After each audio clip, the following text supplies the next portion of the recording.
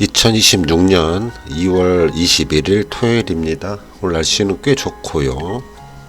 26년의 여덟 번째 주 되겠네요.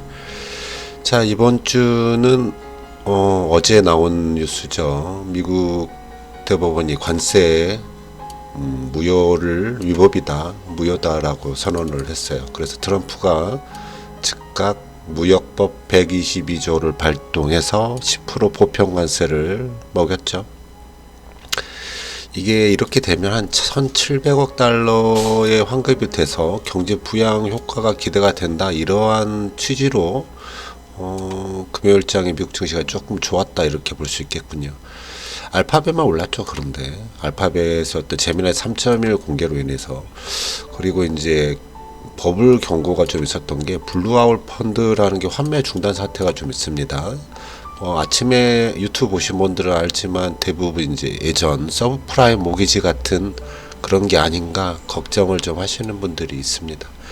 경제 지표가 좀 나왔고 월요일장에 한국 증시가 조금 많이 오르지 않을까.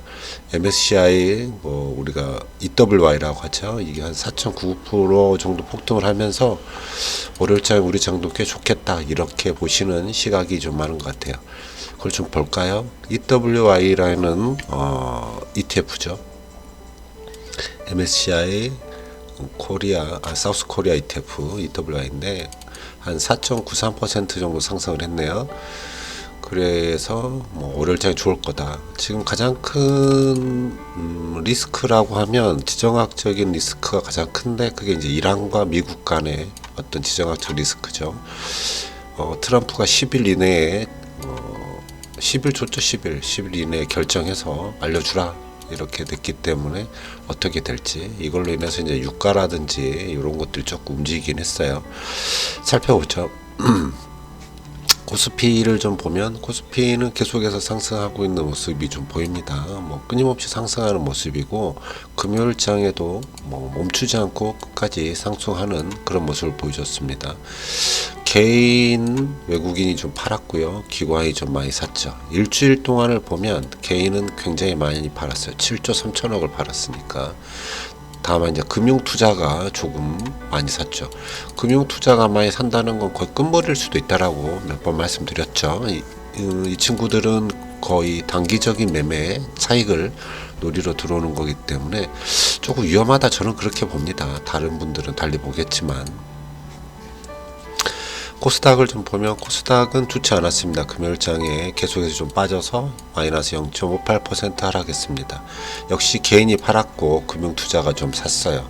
차트 모양을 보면 여기서 이제 고점을 돌파 매매라고 하면 굉장히 많이 올라갈 수도 있는 차트 모양입니다.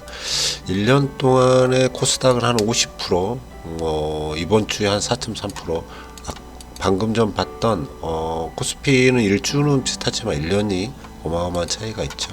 코스닥도 이제 상승의 시간이 왔으면 좋겠는데, 세계적인 어떤 그런 이슈도 중요하겠죠. 지켜봅시다. 코스닥의 시간이라고 하니까 지켜보도록 합시다.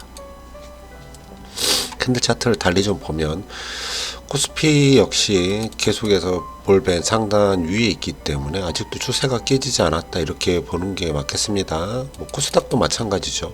볼린저 밴드의 어떤 상단을 계속 타고 다니고 있기 때문에 아직까지는 괜찮다, 이렇게 보는 게 맞겠습니다. 너무 급하게 올라가니까 좀 불안하긴 해요. 자, 삼성전자 저번 주에 PBR이 2.99여서 곧 3이 될 줄 알았는데 어떻게 조정이 됐군요. 그래서 2.97로 살짝 내려온 모습입니다. 차트 모양은 굉장히 높게 올라가는 이런 모습.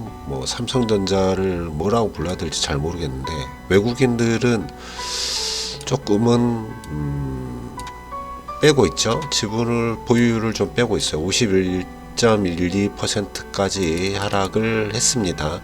빨간 선이 외국인의 어떤 매매 순매수 이런 것들을 가리키고 있는데, 외국인들이 조금 빠져나가고 있다. 그래서 삼성전자가 굉장히 너무 고점이 아닌가. 19만원. 더 올라가면 좋겠지만 조정 없이 계속해서 올라가긴 쉽지 않다라고 늘 말씀을 드리죠. 무섭긴 해요. 그렇다고 또 지금 다 매도를 하기도 좀 힘드니까 불알 매도하는 게 가장 좋지 않겠나, 저는 그렇게 생각합니다. 자, 아시아 증시는 금요일장 그리고 이번 주 좀 쉬어가는 모습을 좀 보여줬습니다. 미국장 금요일 다 괜찮았고요. 그리고 20선 반등하는 S&P 모습, 그 다음에 볼린저 밴드 하단을 찍고 올라서려는 나스닥 모습, 다우는 횡보, 조금 조정 기간이다 이렇게 보이는 모습이죠. 비트코인은 어떤 150선을 찍고 올라서려나 싶었는데 다시 하락세를 계속해서 보여주고 있습니다. 아직 끝나지 않은 하락세라고 보이고, 이 횡보 구간이 지나다가 그 다음에 상승하겠죠. V자 반등이 나오길 기대하시면 안 됩니다. 이즈음이 바닥권이 아닌가 싶어서 분할 매수하는 건 나쁘지 않다 이렇게 생각하죠. 저는 아직 안 할 겁니다.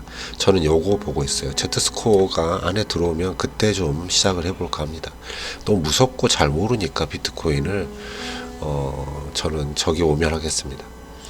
금현물 보시죠. 금현물 역시 또 상승세를 계속해서 좀 타고 있네요. 금현물이 금요일장에도 조금 올랐었는데 금요일장에도 좀 올랐죠.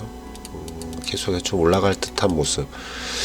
KRX 금연물 역시 다시 뭐 횡보하는 수준이 저는 될 거라고 보는데 모르겠어요. 다시 한번 상승을 일으킬지는 모르겠지만 횡보하겠죠. 너무 급해요. 너무 빠르게 올라가는 것도 좋지 않을 것 같습니다.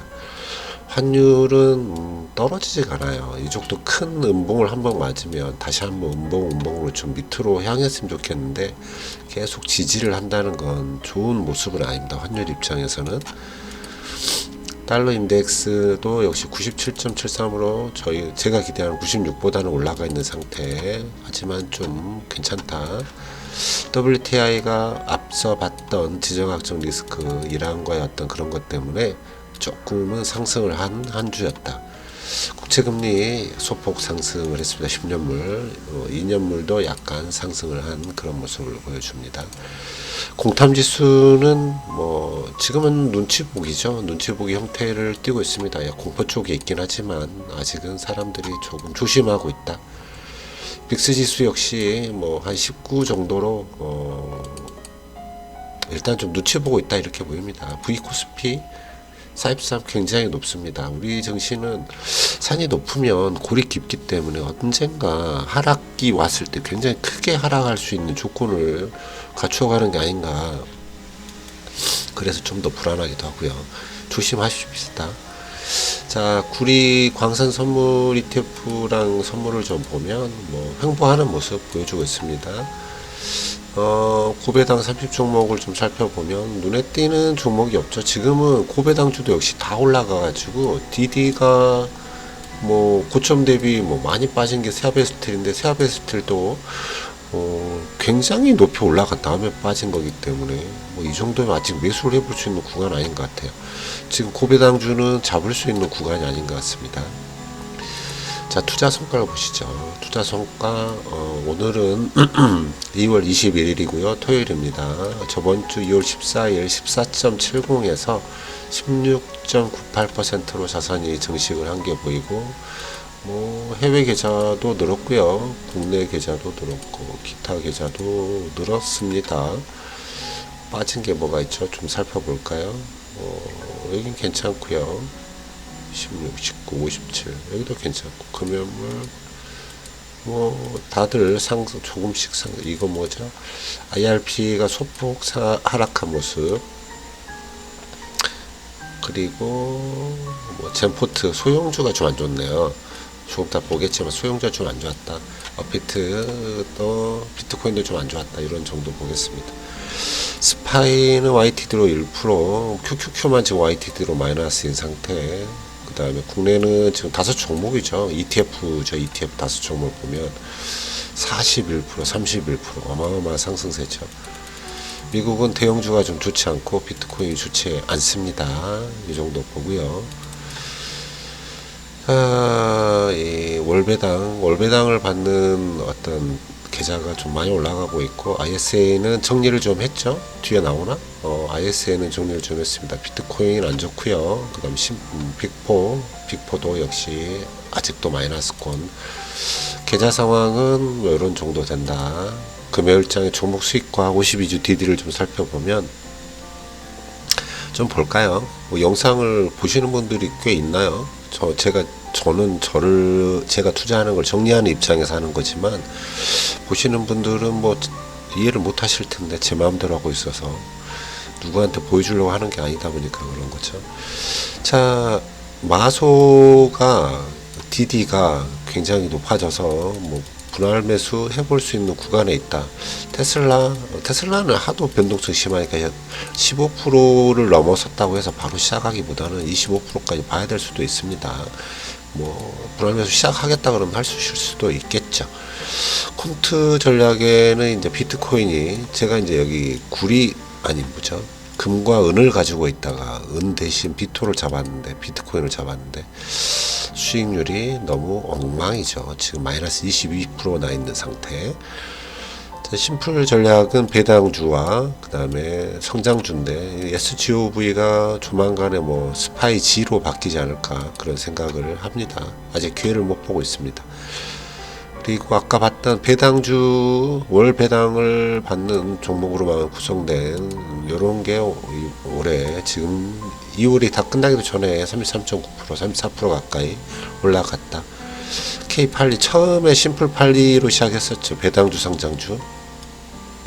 그걸 아직 가지고 있는 어떤 K8리 같은 경우에는 11.24로 꽤 좋은 성과다. 삼성 역시 비슷한 전략인 것 같고요. 파리가 매우 안 좋죠. 유럽이 지금 올해 들어서 마이너스 10% 난 겁니다. 너무 안 좋아요.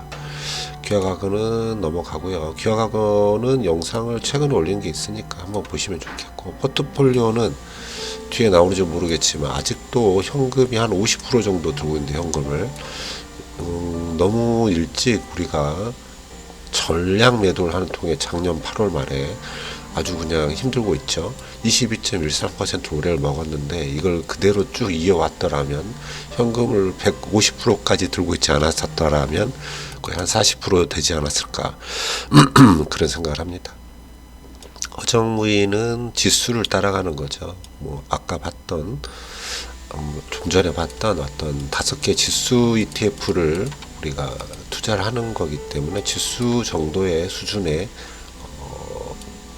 이익률이, 수익률이 나고 있다, 이렇게 보면 되겠습니다. 탐욕, 감옥 이런 건 다 넘어가고, ISA 계좌 잠깐 이야기하면, ISA 계좌가 2월 말에 제가 이제 만기 해지가 돼야지만 돼요. 그래서 전부 다 현금화 시켰습니다. 30%를 넘어갔기 때문에 그냥 다 현금화해서 지금 현금으로 들고 있는 상태다, 이렇게 보시면 되겠습니다. 자, 이 정도 할까요? 리밸런싱은 딱히 할 만한 게 지금은 없죠. 뭐 지금 배당 성장 같은 경우에는 해볼 수도 있는 구간이 있었던 적이 있었지만, 지금은 뭐 DD 다 올라가 버렸기 때문에 지금 DD가 한 15% 떨어지는 게 거의 없습니다. 그리고 지수 같은 경우, 허정무회 같은 경우에는 미국 주식 쪽이 조금 매수를 해야 된다라고 지금 자꾸 뜨고 있는데, 매수를 할 수 있는 구간이 아니라서 지켜보고 있는 그런 상태다, 이렇게 보시면 되겠습니다. 자, 여기까지만 하겠습니다.